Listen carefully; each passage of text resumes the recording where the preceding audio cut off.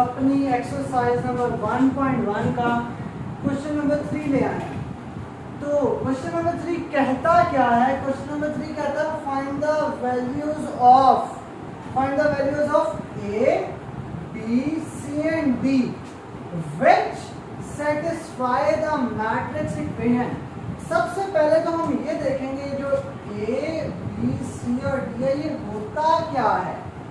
Actually ये होते हैं वेरिएबल्स। वेरिएबल वो चीज होती है जिसकी वैल्यू इस टाइम पर तो डिफाइन नहीं होती, लेकिन बाद में ये चेंज हो सकती है, हम इसको फाइंड कर सकते हैं। अब हमने इन्हीं की वैल्यूज को फाइंड करना, ठीक है। हमारे पास दो मैट्रिक्स दिए हैं। एक मैट्रिक्स दिया हुआ है a प्लस सी एक एलिमेंट, a प्लस 2 भी दूसरा एलिमेंट, c माइनस 1 तीसरा एलिमेंट और 4d माइनस 6 चौथा एलिमेंट। ये चार एलिमेंट हैं 2/2 के। हमने पहले क्वेश्चन में देखा था ऑर्डर ऑफ अ मैट्रिक्स, तो इसका ऑर्डर है 2/2। और ये बराबर किस मैट्रिक्स के है? ये बराबर है, इक्वल का साइन का मतलब क्या होता है? बराबर होना। बराबर होने का मतलब ये है कि ये बराबर है 0, -7, 3 और 2d के। मतलब ये कि जो पहला एलिमेंट है किसके बराबर है? इस मैट्रिक्स के 0 पहले एलिमेंट 0 के। ये जो दूसरा एलिमेंट है ये किसके बराबर है? -7 के। ये जो तीसरा एलिमेंट है किसके बराबर है? 3 के। तीसरा एलिमेंट तीसरे के बराबर और चौथा 2d के बराबर। तो ये अगर हमारे पास ये मैट्रिक्स है तो उसमें से हम इक्वेशन बना सकते हैं। जी हाँ, बिल्कुल हम इक्वेशन बना सकते हैं। जैसा कि अभी ने हमें गाइड किया कि ये वाली इक्वेशन किसके बराबर है? 0 a प्लस सी किसके बराबर है? 0 तो ये कौन सी इक्वेशन हो गई? 1 फिर a प्लस 2b किसके बराबर है? -7 -7 के। कौन सी इक्वेशन हो गई? 2 फिर c माइनस 1 किसके बराबर है? 3 इक्वेशन कौन सी हो गई? 3rd थर्ड इक्वेशन हो गई। फिर 4d -6 किसके बराबर है? 2d 2d के। ये कौन सी इक्वेशन हो गई? 4। तो ऐसे हमने अपने मैट्रिक्स से बना लिए इक्वेशन 1, ये बराबर इसके, ये बराबर इसके और ये इसके और ये इसके। चार एलिमेंट्स थे। पहला एलिमेंट पहले एलिमेंट के बराबर दूसरा, दूसरे के तीसरा, तीसरे के चौथा, चौथे के। इस तरह हमारे पास तैयार है हमारी इक्वेशंस। अब ये होती है जहाँ पे इक्वल्स आ जाए और वेरिएबल और कांस्टेंट आपके पास, उसको हम कहेंगे इक्वेशन। अब यहाँ पे जब हमारे पास दो वेरिएबल्स आ रहे हैं तो उस इक्वेशन को हम सॉल्व नहीं कर सकते। कर सकते हैं a प्लस सी की वैल्यू निकाल सकते हैं हम। कौन कौन बताएगा निकाल सकते हैं कि नहीं निकाल सकते? हम वैल्यू नहीं निकाल सकते। अगर दो वेरिएबल्स आ जाए इकट्ठे तो हम वैल्यू नहीं निकाल सकते। फिर सेकंड इक्वेशन पे आते हैं a प्लस 2b। फिर दो वेरिएबल्स आ गए हैं, a की वैल्यू है नहीं है, b की वैल्यू है नहीं है, दोनों हमने फाइंड करना, तो ये भी अभी हम इक्वेशन को टच नहीं कर सकते। तीसरी इक्वेशन पे अगर हम आए तो हमें सिर्फ और सिर्फ एक वेरिएबल मिलता। अगर हम यहाँ पे तीसरी वेरिएबल पे तीसरी इक्वेशन पे आए फ्रॉम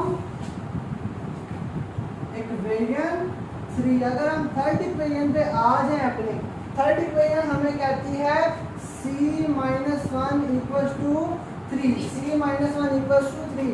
एक वेरिएबल है, बाकी सारे कांस्टेंट है। जिसकी वैल्यू गिवन हो वो कांस्टेंट कहलाता है, जिसकी वैल्यू फाइंड करनी है या ना गिवन हो वो वेरिएबल होता है। यहाँ पे जिसकी वैल्यू अभी डिफाइन नहीं होती। यहाँ पे ये 1 के साथ क्या है? माइनस। वहां जाके क्या हो जाएगा? Very good. c equals to 3 plus 1। c की वैल्यू तो c की वैल्यू क्या आ गई? 4। तो पहला टास्क हमारा मुकम्मल हुआ। हमने चार वैल्यूज फाइंड करनी थी जिसमें से c की वैल्यू हमने फाइंड कर लिया। अब फिर से हम इक्वेशन देखना अगर शुरू करें, पहली इक्वेशन को देखें तो यहाँ पे c गिवन था वेरिएबल। अब तो हमारे पास c की वैल्यू आ गई है। अगर c की वैल्यू 4 आई है, ये हम इक्वेशन इसमें डालें तो हमारे पास a की वैल्यू आ सकती है? जी बिल्कुल आ सकती है।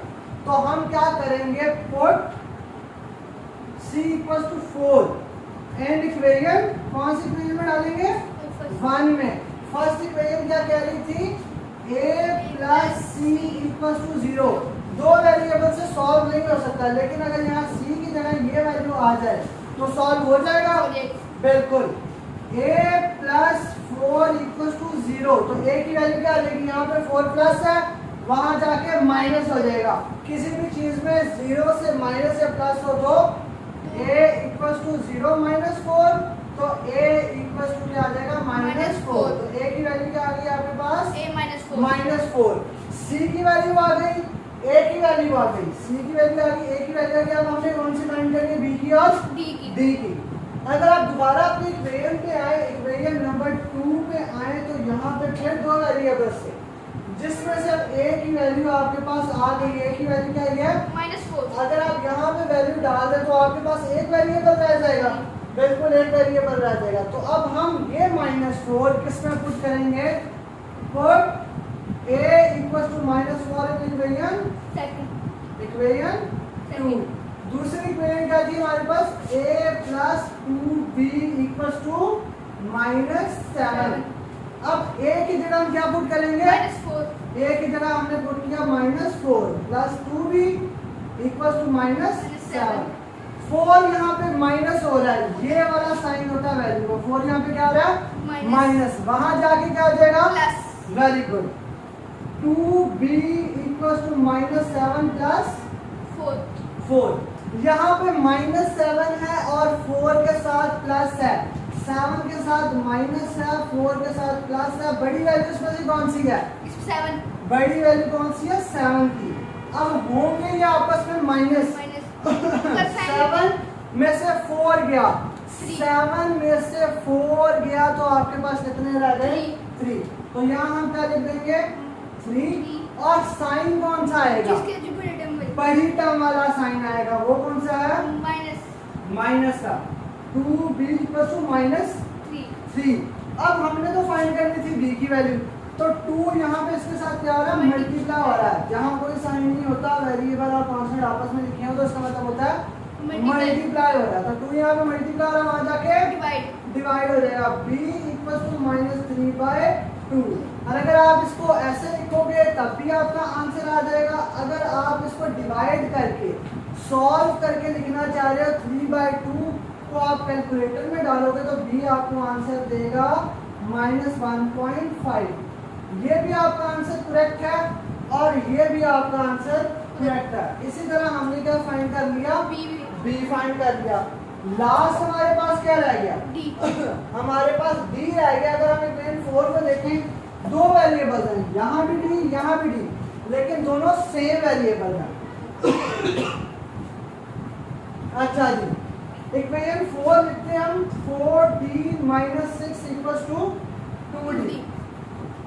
जो वेरिएबल हमने फाइंड करना होता है उसको हम इक्वल्स की लेफ्ट साइड पे ले आते हैं। जो वेरिएबल हमने फाइंड करना होता है उसको हम इक्वेशन की लेफ्ट साइड पे ले आते हैं। तो यहाँ पे 4d है, यहाँ पे 2d है, ये किसमें है, प्लस में है।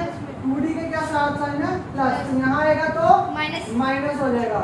4d - 2d इक्वल टू, यहाँ पे 6 माइनस में, वहां जाके प्लस में हो जाएगा। तो यहाँ क्या हो जाएगा, +6।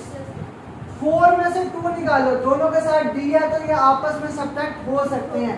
4 में से 2 गया तो पीछे क्या रह गया, 2d equal to 6। 2d equal to 6।